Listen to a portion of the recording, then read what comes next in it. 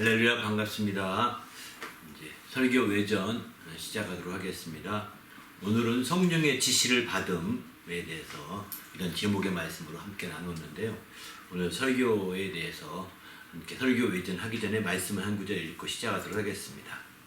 누가복음 2장 25절로 27절까지 말씀 가지고 함께 말씀 나눴는데요. 오늘은 이제 한 절만 읽고 좀 시작하죠.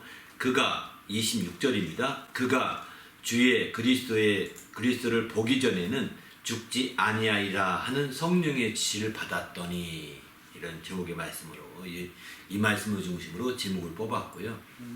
먼저는 구약에서 말하는 성령의 감동에 대해 말해주세요. 예.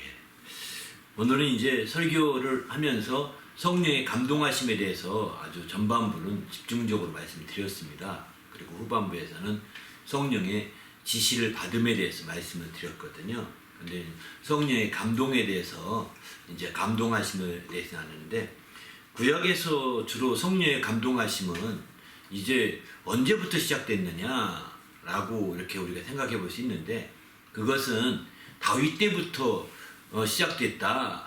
기록상은 그렇게 말할 수 있습니다. 예수님께서 성경에 언급하시기를 다윗이 성령의 감동을 받아 이렇게 시편을 기록한 것에 대해서 주님이 직접 인용을 하셨죠. 마태복음 보면 12장, 마가복음 12장 36절에 이렇게 말씀하시죠.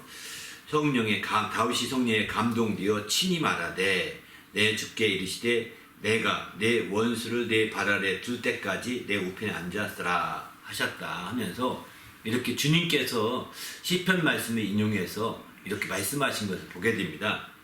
이런 측면에서 본다면 이제 구약의 다윗 때부터 성령의 감동에 대해 직접적인 언급이 성경에 나오니까, 예수님을 통해서 나오니까 그때부터라고 할 수 있지만, 실제로는 그 이전부터입니다. 그 이전부터.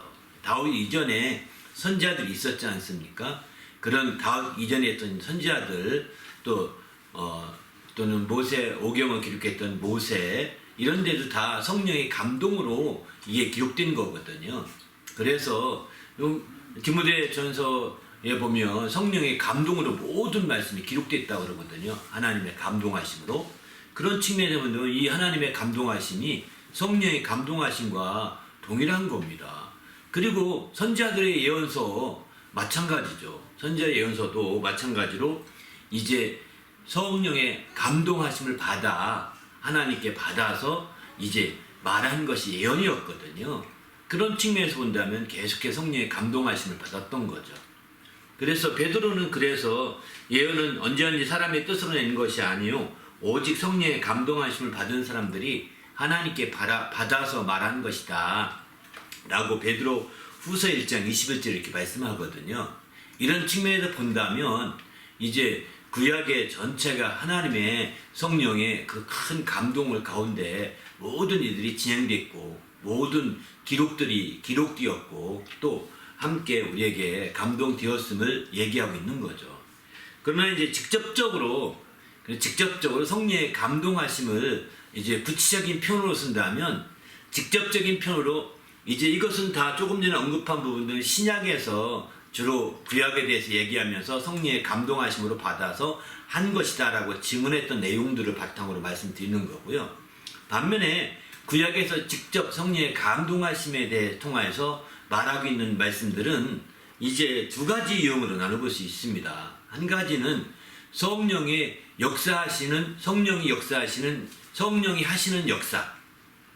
이거는 엘리사 시대의 얘기거든요. 엘리사가 엘리야의 그 영감을 얻고자 얼마나 섬했는지 우리는 아시죠? 바로 그 영감을 개역 성경에서는 엘리야의 영감이라고 했는데, 열왕기하 2장에 보면 이제 그것을 개역 개정판 성경에서는 엘리야의 하나님 성령이 하시는 역사라고 표현하였습니다. 엘리야의 성령이 하시는 역사. 그렇게 표현하고 있는 거예요. 엘리야의 영감을 성령이 하시는 역사로 표현되고 있는 거거든요.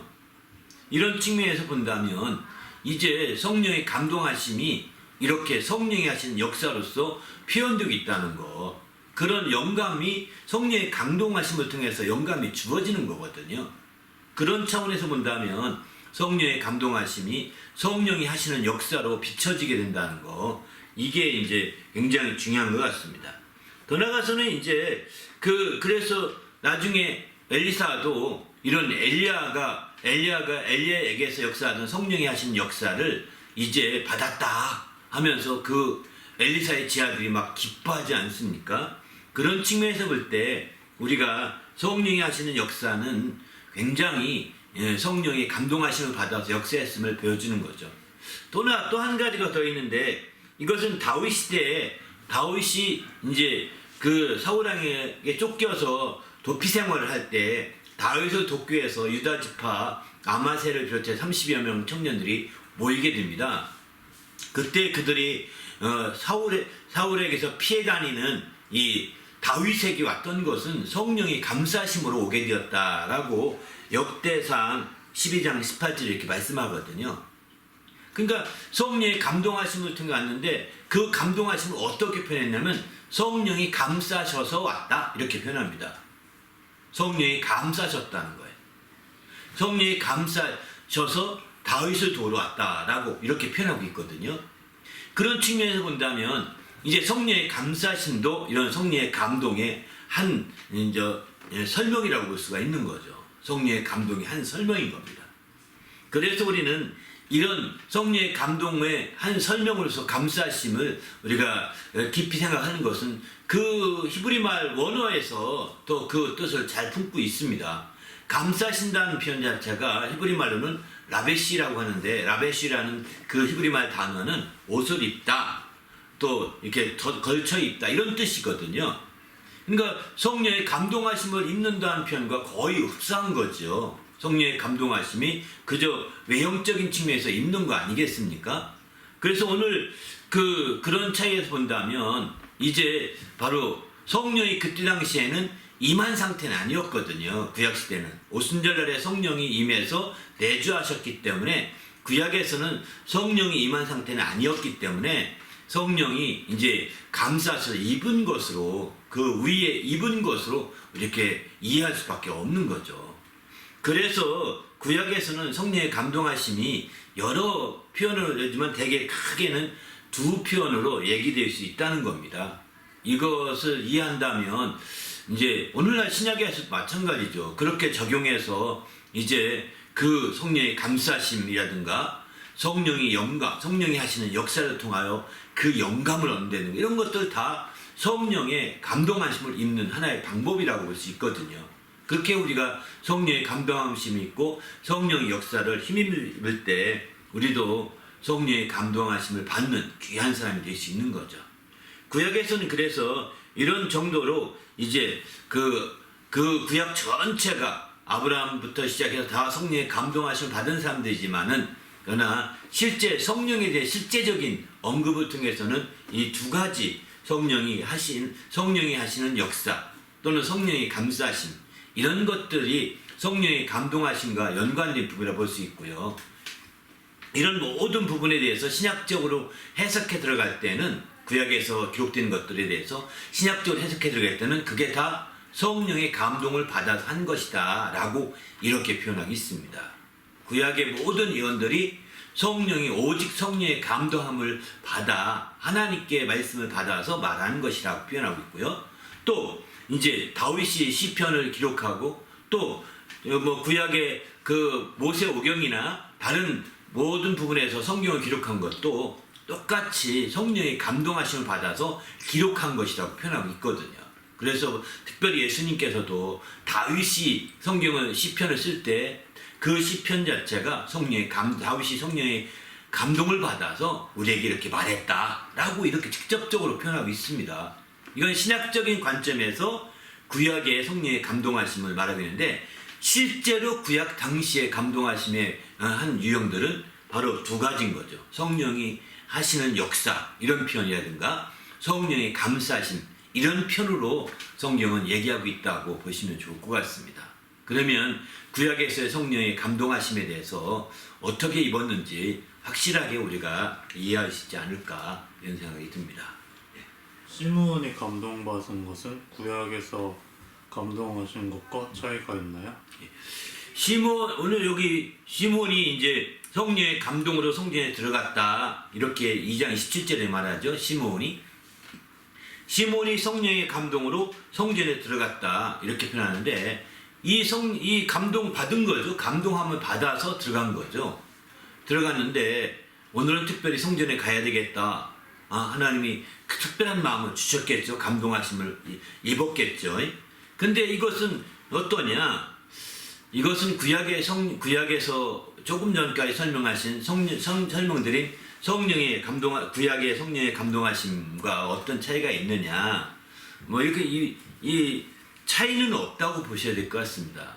결론적인 말씀으로 먼저 드리면, 왜냐하면 이제 요 시몬이 나타나 이때까지도 구약이라고 보시면 돼요. 사실은 여러분, 구약이 어디까지냐? 예수님이 십자가들에 죽기 전까지가 구약입니다. 예수님이 오신 때부터 신약이라고 할 수도 있지만, 예수님이 우리 죄악을 담당하시기 전에는, 이제 그분이 부활하셔서 사망의 권세를 깨트리기 전에는 그분이 죽으시고 우리 죄악을 담당하신 다음에 사망의 권세를 깨트리기 전에는 구약적인 것입니다. 예수님도 그래서 다 구약을 지켰거든요. 예수님도 그래서 구약 말씀대로 모든 어릴 때부터 오늘 또 여기도 마찬가지죠. 예수가 관례대로 어린 예수를 데리고 이제 왔지 않습니까? 율법의 관리를 다 따랐습니다. 예수님도 공생의 당시에는 안식일을 지켰습니다. 주일을 지키지 않았습니다. 그런 생각을 해보신다면 예수님이 십자가를 죽으시고 부활하심부터 신약이라고 보셔야 됩니다. 부활하신 이후부터 신약이라. 그리고 그 전까지는 구약이에요. 사실은 그게 시점이. 이렇게 이해하시면 오늘 얘기가 이제 누가복음의 2장에 이제 이 시므온이 성령의 감동하심을 받은 것은 구약적인 모습으로 성령의 감동하심을 받은 거라고 볼 수가 있는 거죠. 구약적인 모습으로 성령의 감동을 받았는데 그때의 공통점은 성령이 그 위에 계시더라. 여기 25절에 말씀하는데 시므온도 성령이 그 위에 계시다고 하잖아요. 그죠? 성령이 그 위에 계셨다. 이렇게 표현하거든요. 25절에. 그러니까 시므온도 구약시대에 속한 겁니다. 그런데 구약시대와 같이 성령이 그 위에 계셔서 마침내 성령의 감동함을 입게 된 거죠. 그러나 이제 신약시대에 오게 되면서 주님이 부활하시고 이제 이후에는 성령이 위에 머물러 계시지 아니하고 우리 안에까지 들어오시게 됩니다. 임하시게 되는 거죠. 너희 영혼이 성령이 거하신 성전이 알지 못하느냐 이렇게 말씀하잖아요. 성령이 거하시는 겁니다. 이것을 가리켜서 예수님은 성령의 침례라고 이렇게 표현했고요. 이런 성령의 침례를 받게 되었을 때 사도들은 그것을 성령 침례를 받았다 이렇게 표현하지 아니하고 성령의 충만함을 받았다 이렇게 표현하고 있습니다. 수동형으로 이렇게 표현하고 있습니다. 이렇게 그리고 나서 성령의 감동하심은 이제 성령의 충만함을 받은 상태에서 감동하심을 또 입을 수도 있는 거죠. 그러나 신약이라고 해서 다 성령 받느냐? 다 성령 받지 못합니다. 받지 못하는 사람도 있습니다. 그렇기 때문에 우리는 주님 안에서 또 예수를 주라 시인하는 12장 3절 말씀 비춰본다면, 고린도전서 12장 3절 말씀 비춰본다면 성령을 다 받지 않았을지라도 성령의 감동하심을 힘입어서 이렇게 성령을 시인할 수가 있는 거죠. 주를 시인할 수가 있는 거죠. 예수가 주라고 시인할 수 있는 겁니다. 이렇게 신약에 와서도 능히 가능한 일이라는 것을 우리가 생각해 볼 수 있는 거예요. 그래서 고린도전서 보면 다 성령을 받겠느냐? 다 성령 받지 못한다라고 그렇게 표현하고 있습니다. 그러나 할 수 있다면 주님이 명령하셨기 때문에 성령을 받아야 되고 성령으로 침례를 받아야 되고 또 성령 충만함을 받아야 되는 거죠. 이렇게 되어야 되고 그렇게 되어서 성령의 감동함을 입는다면 이게 구약시대의 성령의 감동함을 입는 것과 조금 차이가 있는 거죠. 하지만 여기 시므온의 성령의 감동함을 입는 것은 구약적인 방식이라고 보셔야 되는 거죠. 왜냐하면 성령이 그 안에 내주하기 전에 그 위에 계신 상태에서 감동을 받았기 때문입니다. 성령이 그 25절에 분명히 성령이 그의 위에 있었다, 계셨다 이렇게 말하지 않습니까? 이런 측면에서 본다면 성령이 내주하지 않은 상태로 이제 한 거죠. 왜? 더구나 그때는 오순절이 성령이 내주한 적이 없었기 때문입니다. 지금은 성령이 오순절 이후엔 다 내주한 적이 있기 때문에 지금은 주의 말씀대로 순종하지 않은 사람들, 몰라서든 의지적이든 순종하지 않은 사람들은 그저 감동하신 정도로 믿음 생활을 하겠지만, 그러나 정말 그 말씀을 아는 자들은 가만히 있을 수 없는 거예요. 성령은 닫고자 있을 수밖에 없는 거죠. 그래서 성령이 내주하신 상태로 감동함을 입을 수 있는 큰 차이를 갖게 되는 거죠. 그런 측면에서 본다면 우리가 이런 성령의 감동하심을 더 확실하게 받아야 되는 거죠. 그러면 내가 성령이 내주하지 않았을지라도 성령의 감동하심을 받고 싶다면 어떻게 해야 되느냐? 시므온처럼 하면 되는 겁니다. 성령의 감동하심을 받고 싶다면. 구약에서도 성령의 감동함을 받은 사람들의 공통점이 여기 시므온과 같은 공통점이 나타납니다. 그 공통점은 세 가지인데, 한 가지는 그들이 의로웠다는 겁니다. 시몬도 여기 25절 보면 이 사람은 의롭고 경건하여, 두 번째 경건하여죠. 세 번째는 이스라엘의 위를 기다리는 자라 이렇게 말했습니다. 그러니까 이 세 가지가 굉장히 중요한 거죠. 우리도 성령의 감동함을 받고 싶다면, 우리도 성령의 감동함을 입어서 막 살고 싶다면 먼저는 의로워야 합니다. 물론 당연히 성령이 내주하셔서 성령의 침례를 받아서 그거부터 해야 되겠지만, 그렇지 아니할지라도 성령이 우리가 이제 의로와 성령의 감동하심을 받고 싶다면, 성령 침례받기 전이라도 성령의 감동하심을 받고 싶다면 우리는 구약처럼 우리가 깨어 있어야 되는 거죠. 그 중에 구약처럼이라고 하니까 뭐 구약이 다 지켜야 된다, 이게 아닙니다. 적어도 이 시므온 같이 돼야 된다는 겁니다. 시므온이 바로 의로웠다고 그러거든요. 정말 불의함을 미워하고 정말 주의 뜻대로 주의 의를 이루고자 하는 삶을 살아야 되는 거죠. 두 번째는 경건해야 됩니다. 깨어 있어서 경건하게 주의 뜻을 이루므로 경건해야 돼요. 세 번째는 이스라엘의 의를 기다린다고 했는데, 이스라엘의 의를 기다리며 기도하는 자라는 거예요. 오늘날에 와서는, 신약시대에 와서는 이스라엘이 아니죠. 이스라엘 대신 교회란 말을 들어가면 딱 맞습니다. 교회의 위로를 기다리면서, 교회의 위로가 뭐겠습니까? 주님이 속히 오시는 게 교회의 위로거든요. 그걸 기다리면서 기도하는, 깨워서 기도하는 자들인 거죠. 이렇게 될 때에 신약에 와서는 정말 성령이 침례받기 전이라도, 또 구약적, 최소한 구약적인 것처럼이라도 감동하심을 받아서 이렇게 역사할 수 있음을 시몬을 통해서 우리가 배울 수가 있는 거죠. 우리 시몬처럼 성령의 이런 감동을 받으시길 바랍니다. 성령의 이런 놀라운, 근데 알다시피 이제 성령의 감동을 받았던 구약의 예언자들이 다 이렇게 의로웠고 경건했고 이스라엘의 위로를 기다리는 자들이었습니다. 다윗도, 또 성경을 기록했던 성경의 저자들도 다 이렇게 이제 의롭고 경건하며 또 이스라엘의 위로를 기다렸던 자였거든요. 이 다 공통점이 있습니다. 그래서 이 시몬도 이렇게까지 되었던 것을 보게 되는 거죠. 그래서 우리도 이제 시몬처럼, 시몬이 감동받은 것이 구약적인 모습이기 때문에 더욱더 시몬의 이런 모습들은, 그의 삶은 우리에게 좋은 선례가 되는 거죠. 성령의 감동하심을 비록 성령 침례 받기 전이라도, 비록 성령이 충만함을 받기 전이라도 내가 성령의 감동하심을 받을 수 있는 성도가 되는 겁니다. 그렇게 될 때 더욱더 하나님을 기쁘시게 하지 않을까 이렇게 확신합니다. 할렐루야. 예. 성령의 감동을 받는 데 익숙해야 지시를 받을 수 있다 하신 부분에 대해서 더 깊이 알려주세요. 여기도 보면 이제 성령의 감동하심을 받아서 들어갔고, 그러기 전에 이 오늘 제목 말씀처럼 시므온이 성령의 지시를 받았거든요. 시므온이. 그러니까 성령의 지시를 받았는데, 이 성령의 지시라는 게 하루아침에 뚝 떨어지는 것이 아니라는 겁니다. 뚝 떨어지는 것이 아니라 성령의 감동을 먼저 많이 받아와야 되는 거죠. 그리고 이가 마지막 그 지시대로 이제 나갈 때 바로 성령의 감동을 받아서 성전에 들어갔던 것처럼 이미 앞서서 성령의 감동하심을 늘 받아왔던 대표적인 사람이 시몬이었다. 이렇게 볼 수가 있는 거거든요. 시몬이 이렇게 성령의 이 감동하심을 익숙해졌던 거죠. 한마디로 말해서. 우리도 성령의 감동하심이 익숙해져야 됩니다. 성령의 감동하심이 우리에게 크게 계속해서 생활 속에서 이루어져야 되는 거죠. 그래서 성령의 감동하심을 따라서 우리가 살게 될 때 마침내 성령의 지시하심까지 받을 수 있는 겁니다.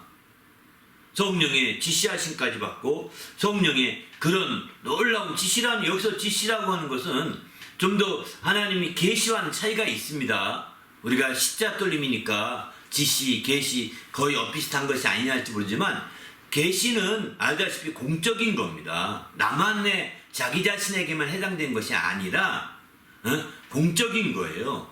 모임 전체, 교회 전체, 이스라엘 전체에 해당되고 그 방향을 제시하기 위한 계신 거거든요. 반면에 이제 그 개인에게 위로가 되고 개인에게 힘이 되게 하고자 하시는 것이 지신 거죠. 개인에게 힘이 되고 위로가 되고 개인에게 정말 그 개인의 평안을 위해서 이렇게 주님이 말씀해 주시는, 깊이 말씀해 주신 것 지시라고 볼 수 있습니다. 이런 지시인데 여기 이런 개인적인 거죠. 그러니까 얼마나 이 시몬이 의롭고 경건해서 메시아 보기를 참으로 사모했던 것 같아요. 마지막 때 메시아를 보리라 막 그런 예언했던 예언들이 많이 있거든요. 그러니까 그는 이게 지금이 마지막이다. 내가 메시아를 꼭 봐야 된다. 나는 메시아를 보지 않고 죽을 수가 없습니다. 하나님 메시아를 보고 죽게 해 주시옵소서 많이 기도했던 것 같아요. 그러니까 여기 지시받기를 성령이 말씀하시되 주의 그리스도를 보기 전에는 주의 그리스도를 보기 전에는 죽지 아니하리라. 이렇게 지시를 받았다는 거예요. 자기가 성령이 말씀하시는 지시를 받았다는 거예요. 그리스도를 보기 전에는 죽지 아니하리라. 그러니 얼마나 이 놀라운 역사입니까? 그러니까 이거는 그가 그렇게 나는 죽기 전에 메시아를 그리스도를 보기 전에 죽을 수가 없습니다. 막 몸부림치면서 기도했으면 이렇게까지 성령이 가르쳐 주셨고 이렇게까지 지시해 주셨겠습니까? 그가 평상시에 정말 얼마나 많이 그런 마음이었는지 사무칠 정도가 되지 않았겠는가 생각이 드는 거예요. 이런 측면에서 본다면 이제 시몬이 성령의 감동하심을 받으면서 계속해서 그렇게 기도하고 감동한 가운데 있었고 그리고 그런 감동하심을 따라 그대로 이제 순종했고 움직이면서 나가다 보니까 이렇게 된 거죠. 그의 마음에 감동된 것이 있으면 그저 뒤로 미루지 않고 계속해서 그대로 막 직진했던 겁니다. 그러니까 마침내 이제 성전에 들어가야 되겠다. 감동을 받아서 들어갔더니 거기서 예수님을 만난 거예요. 아기 예수. 메시아로 오신 아기 예수를 만나서 그 아기 예수를 그가 안고 하나님께 찬양합니다. 아니 그가 메시아를 보기엔 죽지 아니하라는 말씀을 그렇게 해서 이룬 거거든요. 놀랍지 않습니까? 이렇기 때문에 우리는 주님 앞에서 하나님 말씀을 통해서 우리가 정말 그 지시하심을 받는다는 것이 얼마나 큰 축복인지를 우리가 알 수 있는 거죠. 근데 이렇게 하기 위해서 꽉 선행 조건이 다른 것이 아니라 조건이라는 말도 뭐 안 맞을 겁니다. 성령이 감동하심을 받는데 정말 익숙해져야 된다는 겁니다. 성령의 감동하심에 익숙해지지 않게 되면 이런 성령의 지시나 또 다른 차원의 성령이 말씀하시는 것이나 또 다른 차원의 성령이 일러주시는 것, 가르쳐주시는 것 이런 거를 받아들이지 못한다고요. 작은 성령의 감동도 인정하지 못하고 받아들이지 못하는데 그리고 그 성령의 감동을 따라 움직이지 않는데 아니 성령이 가르친다고 성령이 특별히 일러준다고 성령이 말씀하신다고 성령이 지시하신다고 움직이겠습니까? 아니잖아요. 그래서 우리는 성령의 감동하심에 대해서 익숙해지게 자꾸 움직여야 됩니다. 여러분 지금 기도하고 괜히 기도하고 싶네요. 그러면 기도하러 가세요. 아이 찬양하고 싶네. 찬양 거기서 하세요. 정말 어디 저 좋은 교회당 가서 해야 되겠다. 그러면 교회당 가다가 다 찬양하고 싶은 마음이 없어진다니까요. 자기 방에서 자기 의자에서 누운 침대에서 그냥 찬양을 하세요. 찬양하고 싶은 마음이 있으면 감동을 받은 대로 움직여야 됩니다. 그리고 찬양이 막 떠오른다. 그러면 흥얼흥얼 대세요. 가사 잘 모르겠으면. 흠임도 좋습니다. 흠임송이라도 막 하세요. 흥얼흥얼 하면서. 그냥 가사 떠오르면 그거라도 막 크게 하세요. 왜 그래 시끄럽냐? 성령이 감동하셔서요. 막 하면서 하세요. 인정하면서. 그렇게 해야 범사에 그런 생활을 살게 되면 성령이 지시하심을 받을 수 있는 거죠. 그렇지 않고 평상시는 다 자기 의지대로, 다 자기 생각대로, 평상시는 다 자기 감정대로, 자기 신경질대로 다 해놓고 이제 성령이 감동을 무시한 상태로 살다가 그건 다 성령의 감동을 무시한 거거든요. 그렇게 하다 보면 무시할 수밖에 없습니다. 그렇게 살다가 성령의 지시하심을 받으려고 또 성령이 가르쳐주심과 일러주심을 받으려고 나는 왜 안 합니까? 이렇게 말하는 거는 지혜가 아닙니다. 어리석은 거죠. 네가 더하기 빼기도 못하면서 미적분 왜 안 가르쳐주세요? 하는 것과 똑같다니까요. 더하기 빼기 훈련이 돼야죠. 그 훈련이 돼야 미적분을 풀어갈 수 있다니까요. 더하기 빼기하고 그 다음에 또 했죠. 뭐 방정식이 또 있잖아요. 3m 방정식. 다 그런 게 해야 그 다음에 나가는 겁니다. 근데 그런 과정을 다 삭제해버리고 다 초월해버리고 미분적분을 푼다고요? 불가능합니다. 물론 천재는 가능할지도 모르겠습니다. 그러나 신앙은 천재가 없습니다. 육신적인 천재는 안 배워도 어떻게 머리가 좋아서 할지 모르겠지만 신앙은 천재가 없습니다. 오직 하나님 말씀대로 순종하는 것이 참된 신앙이죠. 머리로 하는 게 아니기 때문입니다. 그래서 우리는 철저히 우리 삶 속에서 성령의 감동하심에게 익숙해져야 되는 거예요. 그리고 그 감동하심을 따라서 우리가 적극적으로 정말 살고 그 감동하심을 따라서 나가야 되는 거죠. 심지어는 이럴 수도 있습니다. 성령의 감동하심을 따라 살다 보면 어느 게 더 성령의 감동하심이 큰 건지 알 수가 있습니다.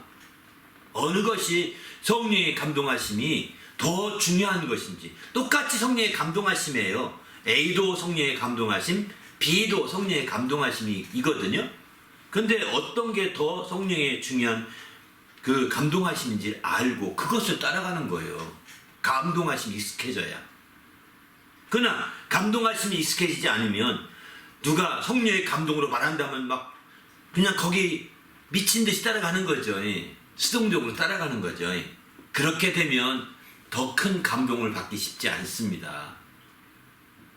여러분 이런 말 성경에 보면 제 아들이 사도행전 21장에 제 아들이 사도 바울이 3차 전도여행을 마치고서 이제 예루살렘에 올라가려고 합니다. 근데 예루살렘에 올라가지 마십시오. 막습니다. 막은 그것도 성령의 감동으로 막았다고 사도행전 21장 4절에 이렇게 말하거든요. 그것도 예루살렘에 올라가지 말라고 하는 것도 성령의 감동으로 바울에게 이렇게 말한 거예요. 제 아들도요. 그런데 바울은 어떻게 하죠? 예루살렘에 올라갑니다. 그 뒤에 21장 하반절 끝부분에 가도 또 말하죠. 띠 임자를 갖다가 바울의 띠를 갖다가 매면서 손을 매면서 이 예루살렘에 올라가게 되면 이 사람 띠 주인이 이렇게 된다. 결박당한다. 올라가지 말라 정도 아닙니다. 결박당한다라고 이렇게 성령으로 일러줍니다. 성령으로 일러줘요. 이르셔서 이렇게 일러줍니다. 그래도 제 아들이 그렇게까지 해도 사도 바울은 어떻게 하죠? 내가 결박될 테니까 결박되면 복음도 전하기 힘들지 결박되면 아무것도 못하지 이러면 올라가지 말아야 되겠다. 성령의 감동이고 성령이 일러주시는 건데 내가 따르는 게 당연한 거지. 바울은 그렇게 했을까요? 아닙니다. 바울은 성령의 익숙하심에 익숙했었기 때문에 거기서 머무르지 않고요. 이제 자신의 저 사람의 성령의 감동하심으로 말하는 것에 머무르지 않고 자신에게 성령의 감동하심을 본인은 또 받고 있었던 거죠. 자신이 성령의 감동하심을 받고 있었기 때문에 어느 것이 어느 성령의 어떤 감동하심이 더 중요한지를 본인은 생각했던 겁니다. 그리고 마침내 이제 자신을 감동해 주신 성령의 감동이 더 중요하다 생각했고 그 결과 바로 제자들의 성령의 감동하심을 때로는 거부하는 것 같이 때로는 무시하는 것 같이 하고 초월하는 것 같이 하고 그냥 가는 거예요. 예수님을 묵묵히. 이게 잘못된 것일까요? 그러면 성경에 왜 이런 말씀이 기록될까요? 잘못된 거 아닙니다. 성령의 감동이 성령의 감동에서 말씀드리는 겁니다. 이렇게 말하면 아멘 하고 무조건 순종해야 되는 그게 아닙니다. 나도 성령에 감동되어야 되는 거예요. 그래야 성령이 감동되어 말하는 말이라도 내가 분별할 수 있고 나도 성령에 감동되어야 정말 더 성령의 감동이 참 더 중요한 그 부분에 대해서 성령의 감동 준 것 중에 더 중요한 것에 순종하시지 않겠습니까? 더 중요한 것에 순종해야지 덜 중요한 게 순종하면 되겠습니까? 아니잖아요. 그죠? 성령의 감동이 똑같다 하더라도 우선순위가 있는 거예요. 더 중요한 것에 우선순위를 둬야 되는 거 아니겠어요? 사도 바울에게 있어서는 바로 그 우선순위가 더 중요한 것이 뭐냐? 예루살렘에 비록 결박되더라도 올라가는 것이었던 거죠. 그러면 더 중요한 성령의 감동하심을 어떻게 알 수 있을까요? 그것은 바로 성령의 감동하심 결과 더 순종할 수 있는 것, 성령의 감동하신 결과 더 헌신할 수 있는 것, 성령의 감동할 수 있는 그것이 더 희생할 수 있는 것, 이런 방향으로 택하여 가는 겁니다. 내가 결박당하지 않고 그냥 편한 대로 가면 희생이 아니잖아요. SM에 올라가면 안 된다고 지들 편하게 그러면 여기 계시라고 해서 편하게 지내면 이게 더 헌신이 아니잖아요. 더 헌신입니까? 순종은 순종이겠죠. 이쪽도 성령에 감동된 거고 나에게도 성령에 감동된 거 있어서 어느 것 둘 중에 하나 순종해야 되는데 어떻게 하느냐? 더 헌신되고 더 희생적이고 이런 쪽으로 가야 되는 거예요. 어느 쪽이 더 헌신되고 어느 쪽이 더 희생적인 부분이냐? 이것을 분별하는 건 쉬워요. 사실은 어느 쪽이 고난이 많은 쪽이냐, 어느 쪽이 편안한 쪽보다는 고난이 많은 쪽이냐, 이런 쪽으로 택해가는 겁니다. 이게 사도 바울의 통해서 배울 수 있는 지혜예요. 다 성령 감동하니까 너도 성령 감동, 너도 성령 감동, 너도 성령 감동 이러니까 그럼 성령이 감동받았다면 다 무조건 따라야만 되고 순종하야만 되는 것처럼 이게 잘못되면 오해될 수 있습니다. 너도 성령에 감동되어 말하고 이 사람도 성령에 감동되어 말하고 다 성령에 감동되어 말하지만 자기 자신도 성령에 감동되어 들을 수 있고 분별할 수 있는 거예요. 그리고 또 나에게도 그렇게 일러줄 수 있는 거예요. 감동되어 이끌어줄 수 있는 거거든요. 근데 그때에 분별해야 되는 거예요. 어느 것이 더 우선순위를 둬야 될 것이며 여기서 분별을 안 하면 서로가 헷갈리기 쉽죠. 그래서 이런 성령의 감동하심이 이렇게 더 중요한 것이 무엇인지까지 분별할 수 있을 만큼 성령의 감동하심을 받아서 익숙해져야 된다는 거예요. 그냥 성령의 감동하심 한두 번, 성령의 감동하심을 한두 번 찬양했다고 해서 성령 감동을 한두 번 기도했다고 해서 성령의 감동받아서 누가 그냥 홈리스들에게 좀 이렇게 구제했다고 해서 그게 전부가 아닙니다.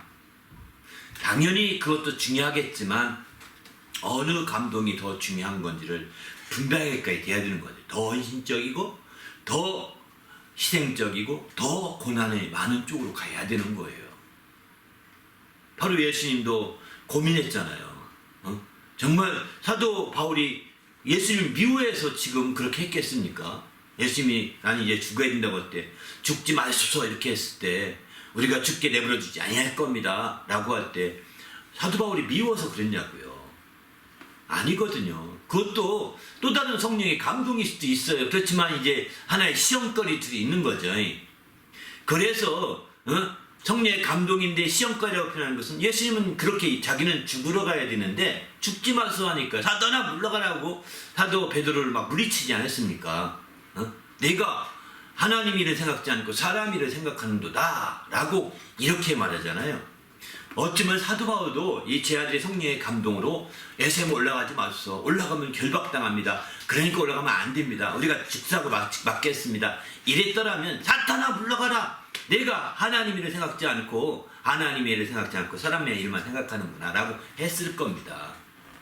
그런데 그렇게 했던 것은 베드로가 죽지 마소서 정도만 괜찮은데 당신이 죽지 못하도록 내가 어떻게든 막을 겁니다. 이게 사실 사단의 앞잡이가 되는 거죠.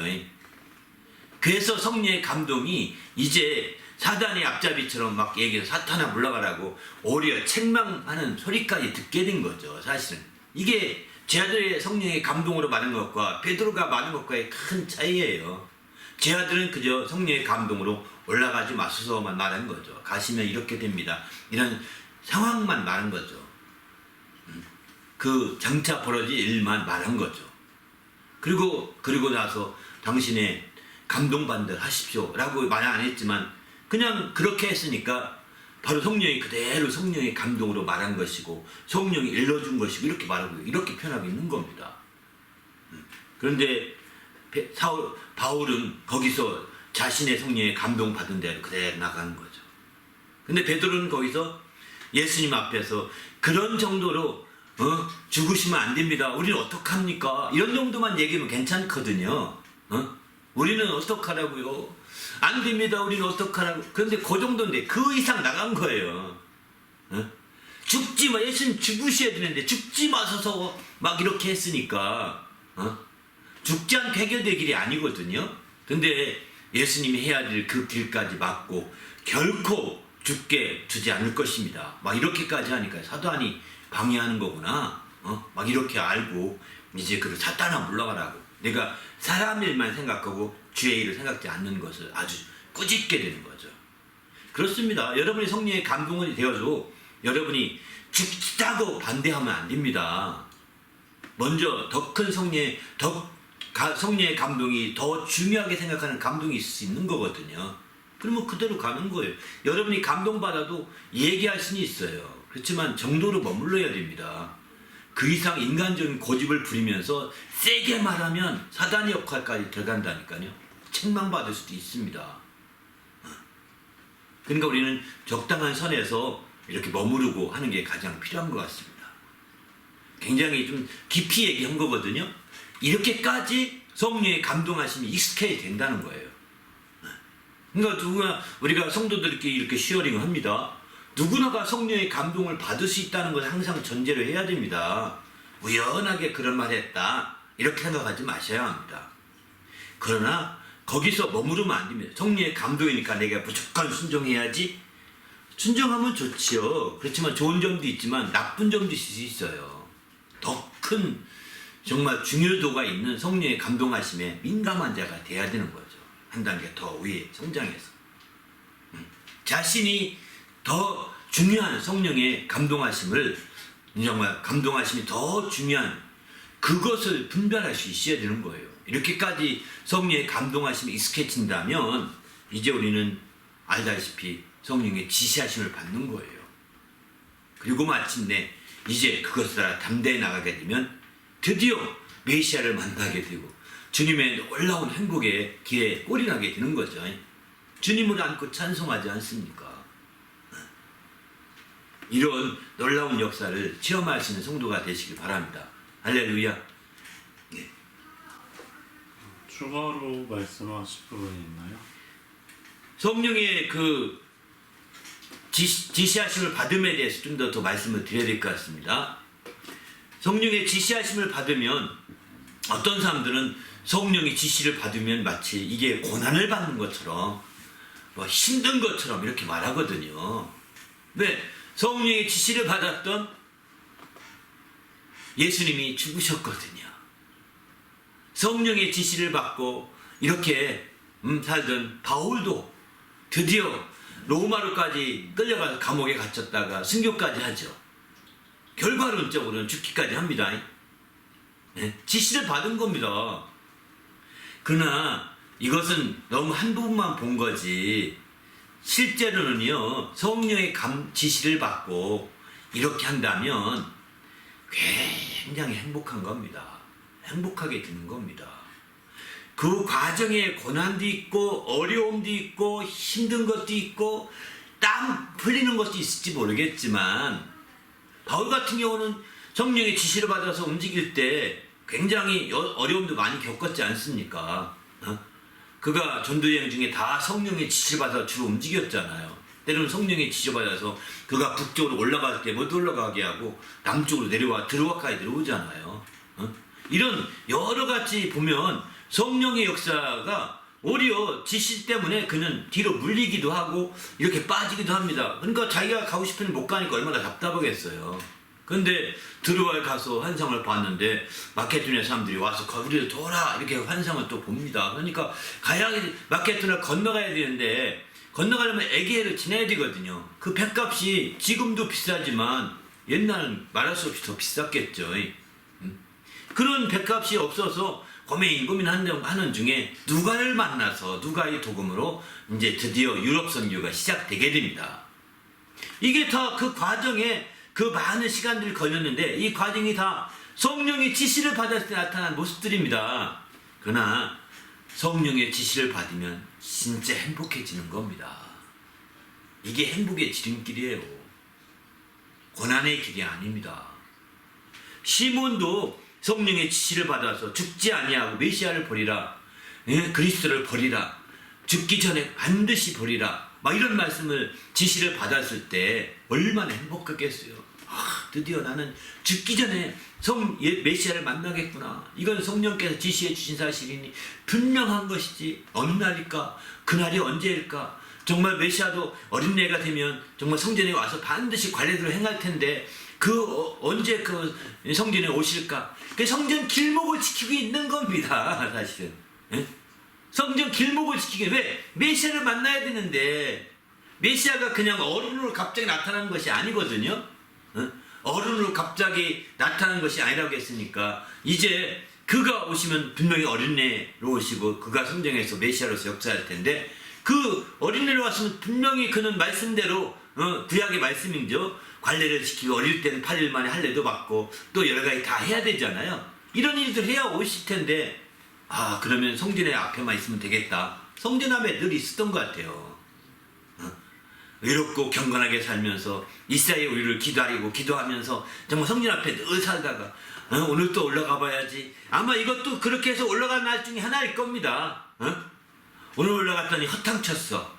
내일 올라갔더니 허탕쳤어. 그러나 메시아를 내가 본다는데 얼마나 행복하겠어요. 생각을 해보세요. 저도 마음속에 지금 기도하는 것은 하나님 제가 죽지 않고 정말 들림받을 수 없나요? 우리 주님을 직접 그 들림받으면서 주님을 볼 수 없나요? 육신의 죽음을 다 끝나고 부활해서 만나기보다는 이게 그냥 살아서 휴거되어 주님을 만날 수는 없나요? 이런 생각을 많이 하거든요.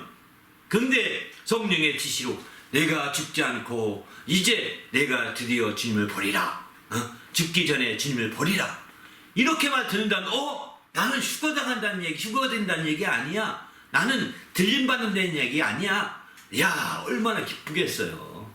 그렇지 않습니까? 이런 행복감이 있는 거예요. 이렇게 행복해 살다 보면 또 그게 고생도 있고 거기에 어려움도 있고 힘든 것도 있겠지만 어려움과 힘든 것은 별거 아닌 겁니다. 그 행복감에 막 젖어서 더 놀라운 정말 행복의 삶을 살게 되는 거죠. 이렇게 성령의 지시함을 받는다는 것은요, 행복한 겁니다. 우리도 이렇게 행복한 삶을 사시기 바랍니다. 할렐루야. 성령의 지시를 받았음에도 불구하고 어렵지 않을까, 힘들지 않을까, 성령의 지시 받으면 힘들 거야, 막 이렇게 생각하면 안 됩니다. 이거는 왜곡된 거예요. 사실은 과정은 고난과 어려움이 있을 수 있으나 그건 지나가는 과정이요, 잠깐의 과정입니다. 하지만 그 행복은 영원한 겁니다. 그 행복은 영원한 거예요. 그 행복감은 영원한 거예요. 그런 행복감이 있어야 되지 않을까요? 그래서 저는 성령의 지시를 받기 원하고, 저도 이제 그 시몬이 바로 이렇게 살듯이 정말 저도 죽기 전에 주님이 예? 정말 볼 수 있다고 그런 지시가 있다면 얼마나 좋을까. 오늘 말씀 생각하면서 이런 생각이 더 들더라고요. 아직 저는 그런 지시는 받지 못했습니다. 아직 그런 지시 받지 못했는데 어쨌든 제가 살아있을 때 주님을 맞이할 수 있다면 정말 주님이 공중에서 올라오라 하는 말씀에 저희가 쫙 빨려서 들려 올라갈 텐데 이런 날을 볼 수 있다면 얼마나 좋을까. 막 이런 생각이 들어요. 이런 지시함을 받고 살 수 있다면 얼마나 좋을까. 이러기 위해서는 성령의 감동을 받되 성령의 충만함을 받고 성령이 침례를 받고 성령의 충만을 받아서 또 겉으로는 성령의 감동하심까지 이렇게 받아야 되겠죠. 그래서 마침내 그렇게 산다면 이게 되는 거죠. 이런 감동하심이 익숙해지기 위해서는 바로 의로워야 되고 경건해야 되고 또 교회를 위해서 더 계속해서 기도하고 교회를 위해서 정말 교회가 힘이 되고 위로가 되도록 정말 늘 기도하는 자가 되어야 되는 거죠. 그리고 그의 날을 기다리는 겁니다. 그럴 때 마침내 주님께서 이렇게 역사하지 않을까 그런 생각이 듭니다. 그런데 말이죠. 성령의 지시하심 받는다고 했는데 여기서 지시하심이라는 표현은 여기 한 번만 딱 나옵니다. 누가복음 2장 27절에 26절이죠. 시몬에게만 이렇게 지시하셨다 이렇게 말씀하고 나머지는요. 다만 신약에 와서 이렇게 성령이 충만함을 받고 침례를 받은 이후에 성령이 지시하시는 말씀들은 어떤 형태로 표현되냐면 성령이 말씀하시는 것으로 성령이 일러주시는 것으로 이렇게 표현됩니다. 성령이 가르쳐주시는 것으로 이렇게 표현됩니다. 성령이 가르친다고 하지 않습니까? 성령이 가르쳐주시는 것으로 성령이 일러주는 것으로 말씀하시는 것으로 표현되는 거죠. 이렇게 성령이 지시하심이 신약에 와서는 그렇게 하는 대개가 또 표현이 있겠죠. 제가 알기에는 이제 설교에서는 두 가지를 말씀드렸거든요. 성령이 말씀하시는 것으로 또 환난과 핍박 중에 성령이 말씀한다고 하지 않습니까? 그러면 우리는 그 말씀하신 지시대로만 따라가면 됩니다. 말씀하신 대로 말하면 됩니다. 무슨 말 할 거 그냥 할 필요 없이. 네? 그렇게 말하면 되거든요. 그리고 두 번째는 성령이 일러주신다고 했어요. 성령이 일러주신 대로 행하기만 하면 되는 거거든요. 성령이 일러주신 대로 내게 가까이 일러주시니까 행하면 되죠. 예를 들면 빌립에게 성령이 일러주지 않습니까? 저 사람은 에디오피아 여왕의 넷이다. 근데 가서 그에게 복음을 전파라. 해서 저는 그 수레에 가까이 가라. 이렇게 말하잖아요. 수레에 가서 보니까 성경을 이사야서를 읽고 있는데 이게 무슨 말인지 모르겠다 하면서 올라오라 하면서 물어봅니다. 그 말을 통해서 예수님을 증거하게 되고 예수님을 전파하면서 복음이 전파되지 않습니까? 이렇게 되는 것처럼 마찬가지죠. 정말 성령이 일러주시는 거예요. 또 성경에 보게 되면 또 성령이 가르치신다고 했죠. 기억나게 하시고 생각나게 하시고 가르쳐준다고 했습니다.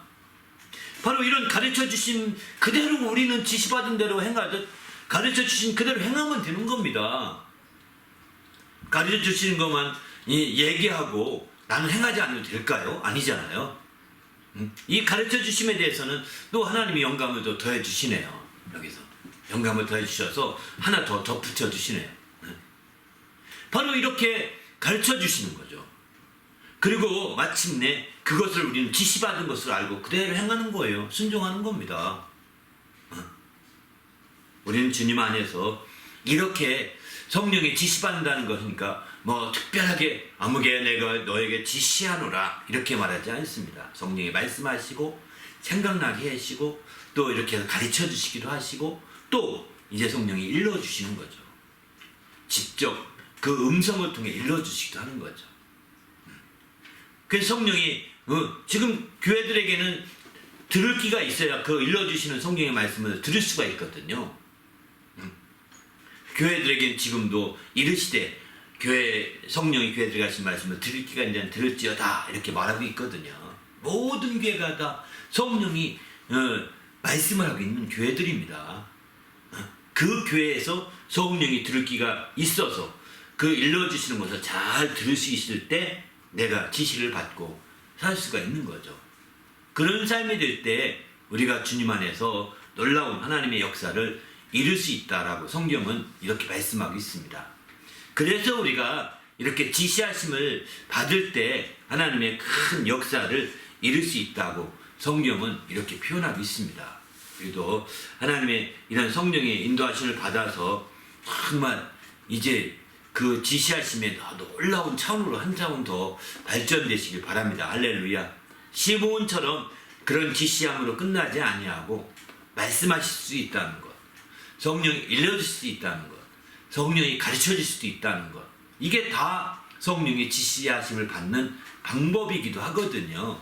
이런 방법을 통해서 우리가 이런 방식을 통해서 성령의 지시하심이 구체적이 되고, 그래서 우리가 주님 앞에 참으로 행복한 신앙생활이 있으면 좋겠습니다. 우리가 믿음 생활하면서 주님 앞에 이런 행복한 신앙생활을 하지 못하고 또 우물우물한 경우가 많이 있거든요.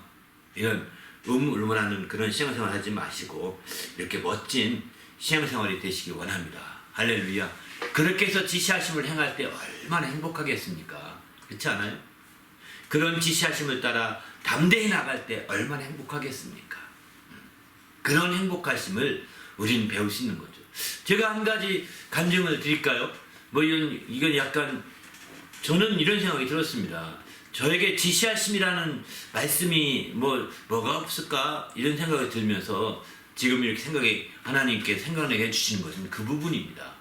바로 하나님을 사랑하면, 내가 하나님을 사랑하면, 마음을 다하고 성품을 다하고 힘을 다하여 하나님을 사랑하면 하나님께서 내 집을 주리라. 내가 짓지 않은 집을 주리라. 내가 심지 않은 과실을 먹게 하리라. 이런 신명기의 말씀을 찬양을 통해서 제가 굉장히 감동을 받았거든요. 그리고 이게 저에게 주신 또 다른 축복이면서 지시라고 생각이 들었습니다. 그래서 늘 저는 그런 지시를 받으면 그게 제가 이룰 수 있는 게 아니니까 기도할 수밖에 없는 거잖아요. 그죠? 제가 짓지 않은 집을 주기 위해서 제가 뭘 하겠습니까? 그 돈을 벌어 나가겠습니까? 돈을 벌어 나가는 것도 아니고 한계가 있는 거고, 저는 기도하는 것 뿐이죠. 하나님, 마음을 다하고 성품을 다하여 주 너희 하나님을 사랑하라. 그러면 내가 짓지 않은 집을 살 것이고 내가 심지 않은 과실을 먹게 할 것이다 라고 그 뒤에 신명기에 축복된 말씀이 많이 나오잖아요. 그 말씀을 늘 붙들고 기도했어요, 사실은. 그런데 어느 날 제가 그 말씀을 붙들고 기도했는데 그게 한 20년이 지났나요? 25년이 지났나요? 이렇게 지난 어느 날 제가 드디어 캐나다에 오게 됐어요. 와서 처음에 공항에 와서 어떻게 하는지 외국도 내가 나간 것은 몇 번 안 되기 때문에 얼떨떨한 거죠.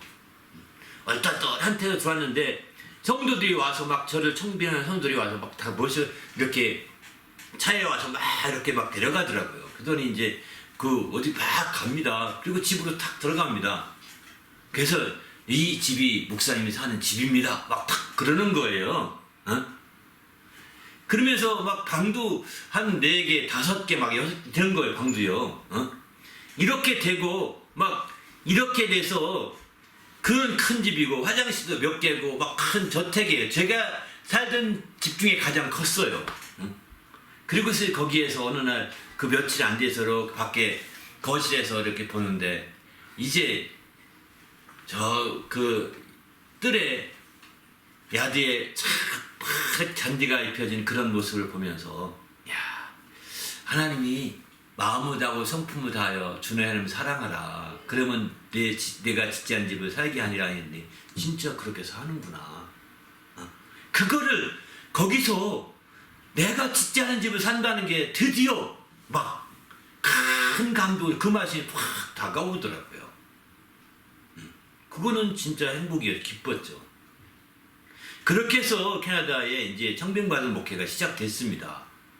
그리고 마침내 또 거기서 5년을 하고 또 개척을 했죠. 개척을 해서 또 개척하는데 이게 온전히 개척이 되려면 선교관이 있어야 되겠다는 생각이 들어서 어떻게든 선교관을 구입해야 되겠다, 계약해야 되겠다 했는데 있어야죠.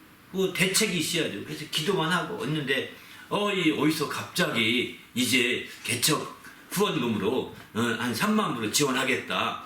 전혀 생각지 않았는데 막 그렇게 연락이 왔어요. 그러면 계약금은 되니까 한번 집을 찾아보자. 그리고 나머지는 하나님께 맡기자. 그리고서 했더니 드디어 이 성교관을 얻게 된 거예요. 이 성교관도 사실 그 집 못지않게 아주 넓은 뜰에 아주 우리로서는 진짜 짓지 않은 집에 살고 있는 거죠. 저희 노력으로 되지 않았어요. 정말 이걸 다 계약해놓고 한국에 가서 이렇게 하나님께 기도한 건데 왔다가 많은 붙여주셨어요. 그래서 많은 분들이 헌금해 주시고 또 도와주시고 또 이게 다 마침내 하나님이 하신 일들인 거죠. 그렇게 해서 이 성교관에 지금 살면서 목회하고 있거든요. 이 모습 보십시오. 이게 지금 외전하는 이 모습이 그 작은 집 같지 않잖아요. 이렇게 인테리어한 것이 작은 집 같지 않잖아요. 뭔가 다르지 않아요? 이게 다 제가 한 일이 아닙니다. 이게 성도들이 해준 겁니다. 제가 이렇게 지은 것이 아닙니다. 바로 하나님께서 이 모든 것을 해주셨다고 저는 간증할 수밖에 없는 거죠. 바로 그것이 이제 하나님이 이렇게 지시하신 저는 그 말씀이 지시하심이 아닐까. 그러니까 지시하심이 이루어지도록 계속 기도하는 겁니다. 할렐루야. 우리도 우리 자신의 삶 가운데 성령께서 특별하게 일깨워준 말씀이 있습니까? 그것은 어쩌면 당신에게 지시하신 말씀일지도 모릅니다. 그 말씀을 붙들고 계속 기도하십시오. 그러면 정말 행복한 일이 벌어집니다. 저도 정말 제가 간혹 목회하면서 어려울 때마다 이런 생각을 합니다. 하나님이 그 지시하셨고 또 응답하셨고 마침내 행복했던 그 삶을 계속 생각해보고 또 돌이켜보게 됩니다. 왜? 이게 우리의 처음 사랑이니까요. 이 캐나다에 와서 느꼈던 처음 사랑 중에 하나니까요. 그래서 이런 하다 보면 더 흐뭇해지고 더 행복해지면서 더 힘의 목회의 원동력을 얻게 되는 거거든요. 우리도 모두도 지시하신 받았다 보니까 아주 특별한 것만 생각하는데 아닙니다. 메시아를 만나는 이런 놀라운 하나님의 약속 말씀, 이런 것도 지시하심이 당연하겠지만 너무 중요한 부분이니까 또 주님의 휴거를 위해서 기도했는데 죽기 전에 네가 휴거하리라 데려가면 당하리라. 이거 얼마나 큰 약속이겠어요. 그죠? 아직 저는 그런 약속의 말씀은 제가 아직은 저에게 그 지시하심을 받지 못했거든요. 그런 약속의 말씀은 저에게 감동되거나 그렇게 하지 못했거든요. 아직은. 그런데 이제 그런 말씀을 받았다. 그러면 기도함으로 준비해야 되는 거예요. 더. 마침내 당신도 그 행복의 열매를 보게 될 겁니다. 우리의 삶 가운데 이런 말씀들이 많이 있습니다. 이런 말씀들을 우리가 약속으로 주신 말씀을 우리가 받아놓고도 기도하지 않아서 깨어있지 않아서 근신하지 않아서 그런 응답을 누리면서 행복하지 못하는 사람들이 많다는 겁니다. 이제 왜 그럴까요? 성령의 감동하심에 익숙지 않다 보니까 그런 약속의 말씀을 받았음에도 그게 받은 것으로 여기지 않습니다. 그러다 보니까 기도할 수도 없고 깨어있지 못하게 되는 거죠. 그러니까 그러면 행복하기보다는 지루하고 힘들고 어려운 거예요. 이런 삶이 이어질 수밖에 없거든요.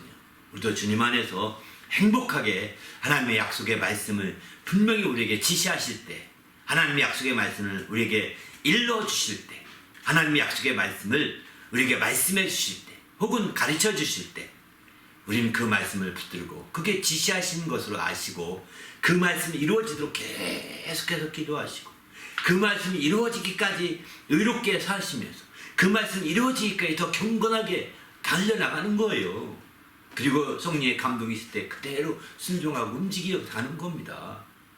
마침내 그 말씀이 이루어지실 겁니다. 그래서 우린 주님 안에서 더 행복한 신앙생활을 할 수 있는 거죠. 우리도 믿음 안에서 이렇게 멋진 주님의 진정한 신앙생활이 되시기를 예수님의 이름으로 부탁을 드립니다. 할렐루야. 우리도 멋진 생활이 됐으면 좋겠습니다. 네.